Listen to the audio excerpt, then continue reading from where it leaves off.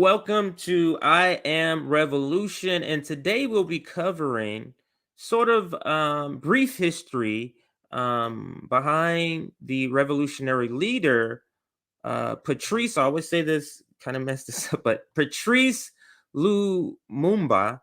And let's get right into it with this video. What's up, people? It's your girl Adiola. How many Africans still remember the story of Patrice Lumumba?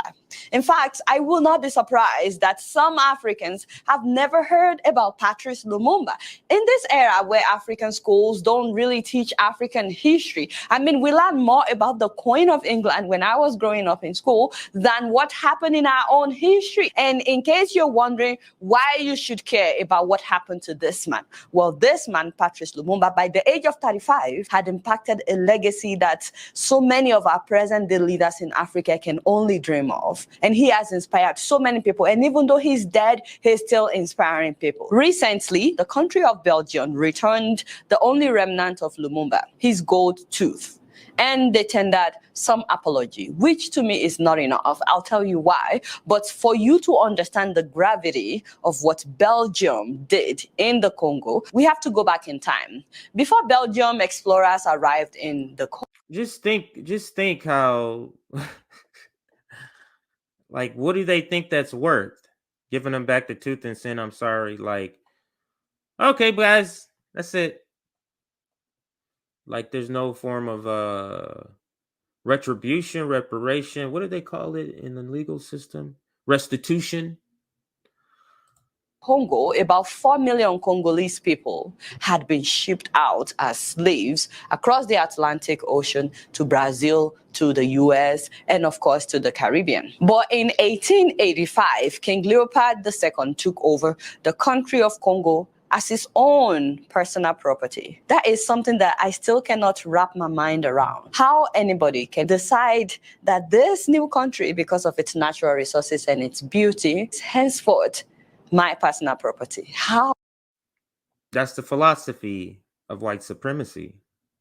Oh, we really need to talk about the Berlin Conference someday, when Africa was literally divided among colonialists as if Africa belonged to them. But even before then, even before the Berlin Conference, the US had recognized. So I'm gonna go back to that color-coded map so we can. I hope it doesn't skip. It's so slight. Okay, so I'm gonna have to play it a little bit and pause it. Literally divided among colonialists as if Africa belonged to them. But even before. Right here, my apologies. So this so if you can't see it too clearly, I'll just tell you what the colors mean. The colors is how it was separated by the colonialists. So like this orangey red area, I don't know, orangey, it looks orangey to me. British. So all of this here, British. Then here, French.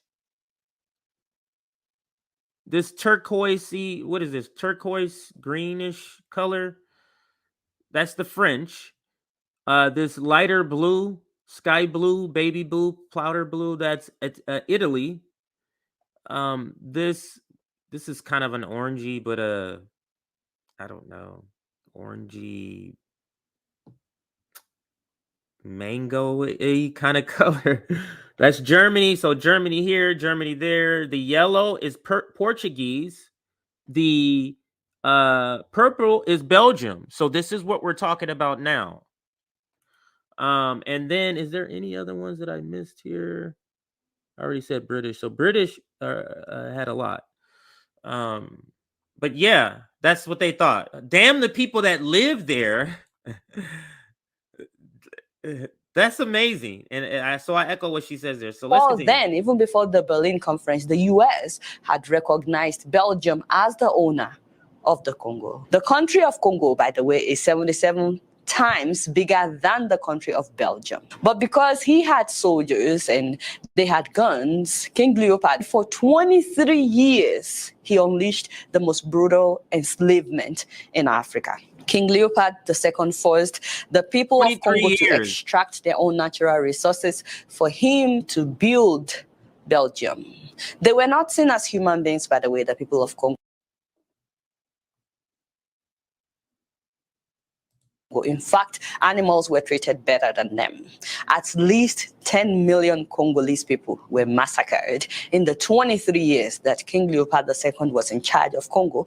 Many of them were flogged to death. And we're talking about in the 1800s, 10 million people. The population of Belgium today is 11 million, just to put it in perspective. Now, this is different from the millions of Congolese people whom he cut off their hands and their genitals, whom he starved, whom he held their children as ransom.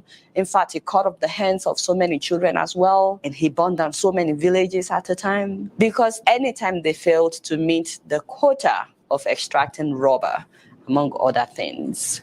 If you see how advanced some Western countries are today, make sure that you also know their history, because many countries were built by Africa's natural resources. Yes. Now, the situation in Congo was so bad that there was a public outcry all over the world. There were reports of why Elizabeth, the one who just died. Yes. You know, all that British, that's her family. That's their doing. widespread murder, torture, and other abuses in the rubber plantations. Video of her and this led to international outcries against King Leopold II. And so the Belgian government took control of Congo from King Leopold, and they decided to make it a colony of Belgium instead of a country of slaves that are being treated anyhow. So in 1908, Congo became a colony of Belgium, which is also a sad joke because you can't even compare the two countries population-wise, not to talk about how big, how vast Congo is compared to Belgium. Like I said, Congo is 77 times bigger than the country of Belgium. 77 times bigger than the country of Belgium. But but the Congo is Belgium's colony.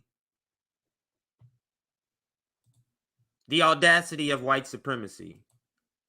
And as of that time, if the history statistics was anything to go by, the population of Belgium was about 2 million, and the population of Congo as of that time was more than 9 million, according to Statistica.com. And that is despite the fact that for 23 years before that, about 10 million Congolese people had been killed. But then, of course, Belgium had guns, and, you know, they had the army. And though they were now a colony of Belgium, Belgium still treated them as less equal. Under Belgian rule, natives had virtually no political voice and had no rights to own land or travel around the country as they pleased. Although they could attend primary schools, the only other form of further education available to most natives was either in Catholic seminaries or the colonial army. Only in the year 1950, nearly half a century into the colonial era, were native Congolese permitted to attend the same secondary schools as the children of Belgian settlers. Just imagine, this is your country. People came to your country and suddenly you are not human anymore. They were not even allowed to be educated beyond secondary school until about the 50s. Yeah, so this condition here, opposite of my direct ancestors, more recent ancestors, I should say, is a more accurate, was taken from somewhere and put into conditions like this. Taken from homeland and brought somewhere else. Imagine somebody going to your house and staying there and doing this. So that's a whole different sort of psychological. That's crazy. But let's continue. That's say this wrong. Colonialism. Natives were encouraged to train as clerks, traders, miners, and mechanics. They could not become doctors, lawyers, or architects. In sharp contrast to British colonial policy, which generally relied on a level of joint enterprise between... There she goes. Queen Elizabeth. That's her. As a young, innocent woman. Innocent is, yeah, I'll just leave it there for YouTube. Let's continue. Between natives and the colonial administration, the Belgian approach was aimed at ensuring complete dependence on Belgian manpower and expertise.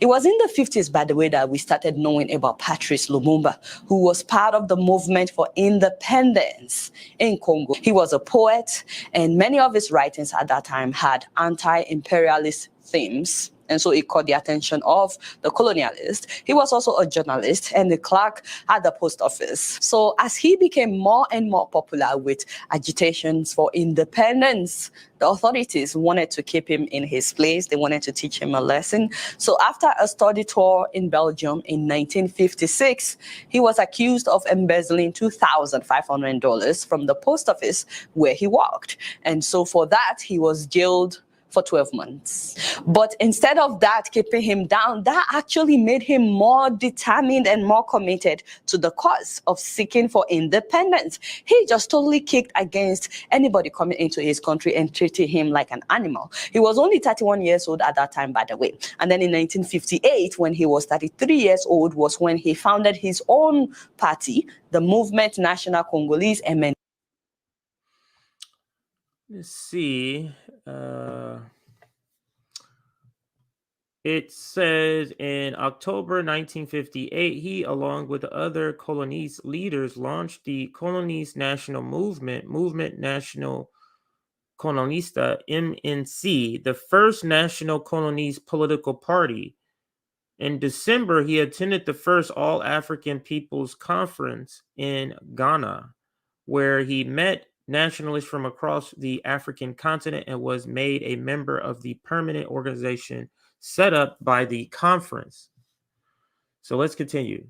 And see, focusing on independence, state-led economic development, and of course, neutrality in foreign affairs. So all this, the fact that he's not dependent on Belgium, put him ahead of his contemporaries. There were other people agitating for independence as well, but they still wanted to be dependent on Belgium. But his philosophy was that Africans don't need to depend and that they have everything they need to be self-sufficient. You guys remember we've talked about how blessed the Democratic Republic of Congo is. The natural resources, the vast rivers, and everything that they have should make them even better than Dubai of today. So that same year, he attended the All-African People's Conference in Accra, Ghana, which was hosted by Ghanaian Kwame Nkrumah. Kwame really loved Patrice, by the way. He really admired him.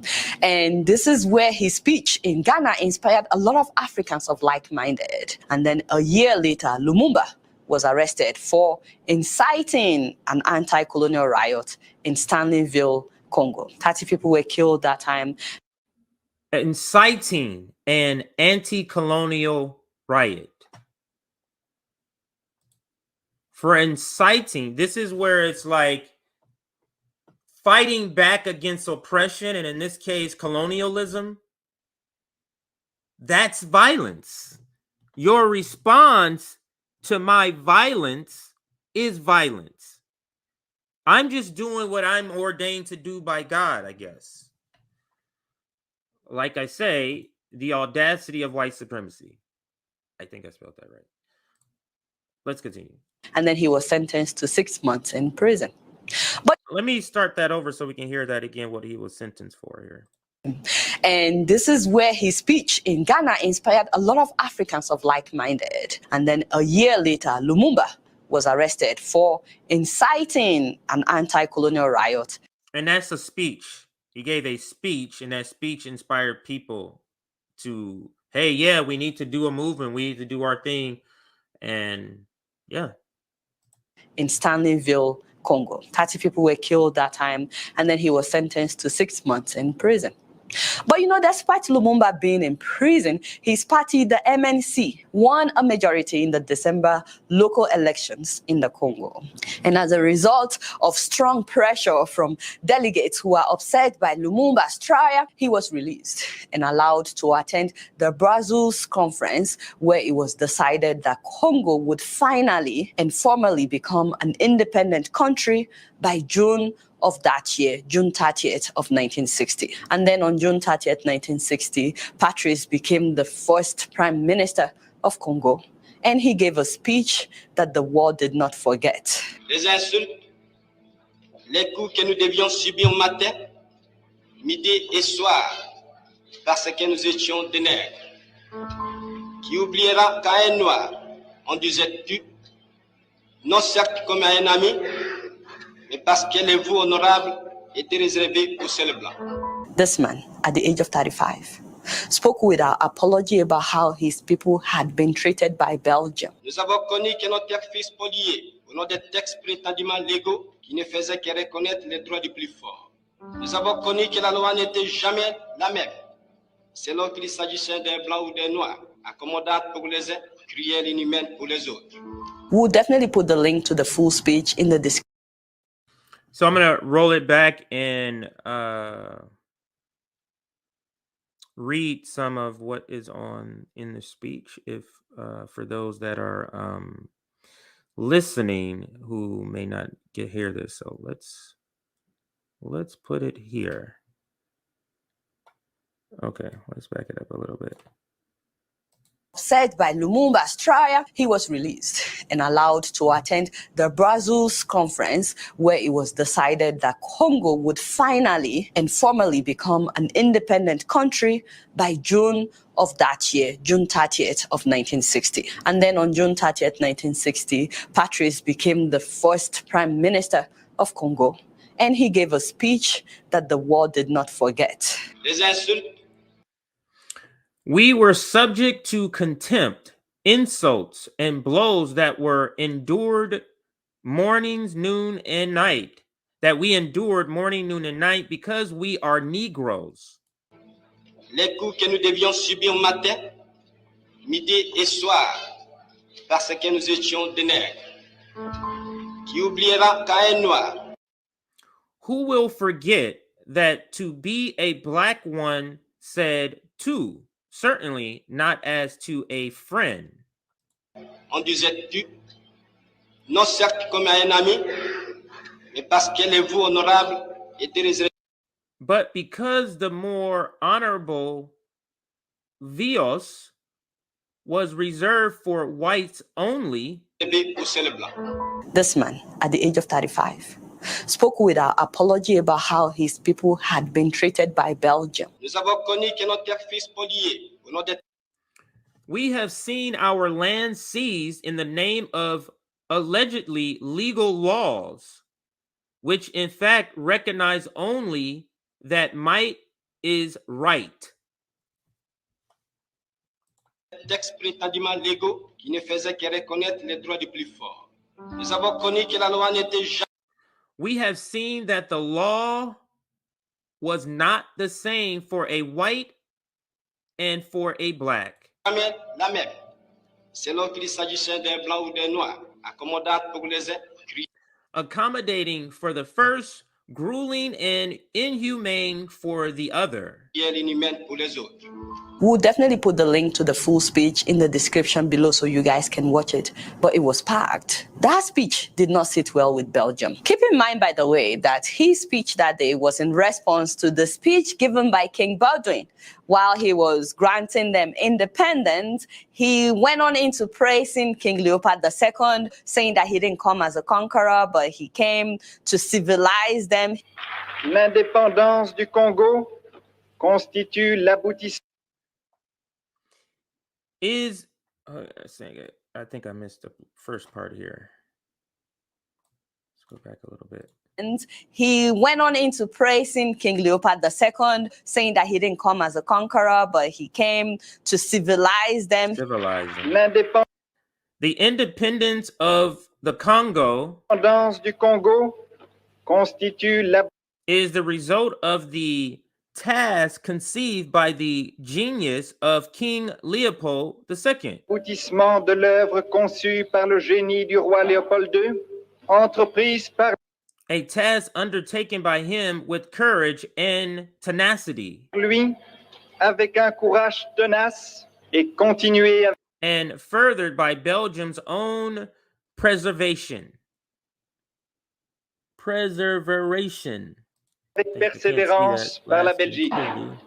Il demande surtout de ne He asks not to change anything if it cannot be done better. rien changer, si on n'est pas sûr de faire mieux. Nobody criticized King Belgium for what he had said. He said all those things, and the president, you know, they had the prime minister and they had the president. The president, when it was his turn, he just got up and thanked the king for his speech. But when it was time for Patrice to speak, he decided to say what was actually in the minds of so many of the Congolese people. He was not afraid of what could happen to him. Les images ont été perdues.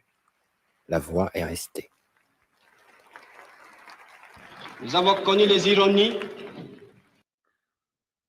We have known ironies, insults. Les insultes, les coups que nous devions subir.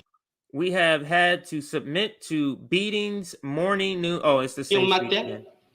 Midi et soir, parce que nous étions des nègres. Because we are But as Negroes. expected, that speech did not sit well with Belgium. It didn't even sit well with the West because according to history books, most European journalists that reported that speech, because you know it was televised, they were shocked by Lumumba's speech. And Western media criticized him instead of praising him for what he said. In fact, Time magazine at that time characterized his speech as a venomous attack. Many people feared that his speech was a call to arms, was going to incite Africans to start attacking them. One thing that Belgium and the US realized that day was that they would not be able to control Patrice Lumumba and that he would not willingly give his country's natural resources to them. Now, when you have time, guys, try to read this article titled The DRC and America's Nuclear Weapons, because throughout the 1940s and the 1950s, the Congo was actually #1 supplier of uranium to the US. In fact, 80% of the uranium that America used to build the nuclear bombs that were launched against Japan during the World War II in 1945, which made the US win, originated from the mines of Congo. So you can see how not just Belgium, but the US also needed access to the resources of the Democratic Republic of Congo. So Patrice became a stumbling block for them, which is why till today there are several debates about whether or not the US, the CIA, is involved in the killing of Patrice Lumumba or not. 2 months later, with the CIA, with White House approval, decreeing that he should be assassinated. Giving independence to an African colony was okay for them as long as it didn't disturb existing business arrangements, as long as the European country could continue to own the mines, the factories, the plantation. Also, political science professor Stephen Weissman, who served on the staff of the House of Representatives Subcommittee on Africa from 1979 to 1991, had this to say.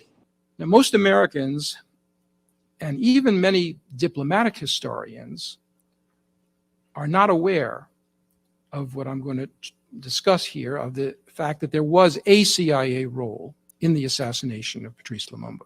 And then, of course, he said that this was denied. The Church Committee, a committee of the United States Senate, investigated this and determined Lumumba was killed by Congolese rivals. It does not appear from the evidence that the United States was in any way involved with the killing. But this is a mistake.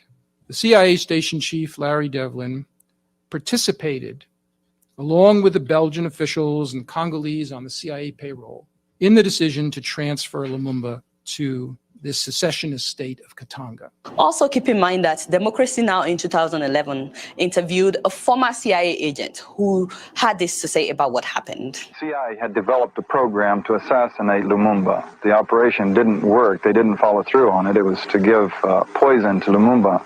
And they couldn't find a setting in which to get the poison to him successfully in a way that it wouldn't appear to be a CIA operation. I mean, you couldn't invite him to a cocktail party and give him a drink and have him die a short time later, obviously. And so it was not a surprise after he gave that speech that within 7 days of him becoming a prime minister, rebels sprung up in different parts of the country wanting to take power from Patrice. And then Belgium said that they were going to help him to stop the rebels. But guess what Belgium did? They brought in soldiers to work with the rebels so that they could overthrow Patrice. So Patrice asked for help from the United Nations, and they said no. And so guess what he did? He turned to the Soviet Union, enemies of Belgium, enemies of the US. You know, the understanding was if the Soviet Union should help Patrice, they may now have access to the uranium to build nuclear weapons, which the other parties don't want. And so the US and Belgium allegedly sponsored to get rid of Patrice Lumumba. They handled it by the chief of station talking to Mobutu about the threat that Lumumba posed, and Mobutu going out and killing Lumumba, having his men kill Lumumba. And did I mention that Patrice had a personal assistant by the name Mobutu Sese Seko? Mobutu Sese Seko used to be close to Patrice Lumumba. He used to be in the army, and he used to be an informant for the Belgians. And also he used to be a journalist. It breaks my heart because, to be honest with you, the summary of Patrice Lumumba's story is that we Africans are our own problem. There was nothing outsiders could do if there was no one inside willing to compromise. It's so unfortunate that someone that was close to him became the person that was used against him. And guess what? It's still happening today. We have never been united. If we were united, we wouldn't be where we are. If the people of Congo were united, first of all, there wouldn't be any uprising by any rebels in the first place. And if only Mobutu Sese Seko was not a sellout, Patrice Lumumba may still be alive today. We don't know.